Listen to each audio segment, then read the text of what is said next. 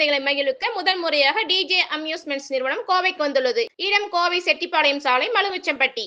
அனைவரும் வாரீர், குழந்தைகள் விளையாடி மகிழ்வதை பாரீர்.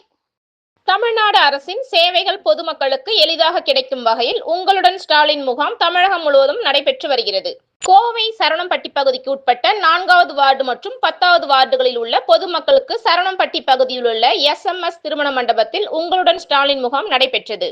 இம்முகாமில் சரவணம்பட்டி ரெவென்யூ நகர், சின்னமேட்டுப்பாளையம், கீரநத்தம் ரோடு, கார்த்திக் நகர், அம்மன் நகர், பெரியார் நகர் உள்ளிட்ட பகுதிகளில் இருந்து 2000க்கும் மேற்பட்ட பொதுமக்கள் கலந்து கொண்டு மனு அளித்தனர். மேலும் அதில் புதிய ஆதார் கார்டு, பெயர் மாற்றம், பிறப்பு, இறப்பு சான்றிதழ் உட்பட்ட பல்வேறு கோரிக்கைகளை குறித்து மனுக்கள் அளிக்கப்பட்டது.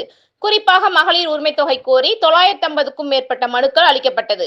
இதில் சில மனுக்களுக்கு உடனடியாக தீர்வு காணப்பட்டு சான்றிதழ்களை மாநகராட்சி மேயர் ரங்கநாயகி ராமச்சந்திரன், வடக்கு மண்டல தலைவர் வே. கதிர்வேல் ஆகியோர் வழங்கினார்கள்.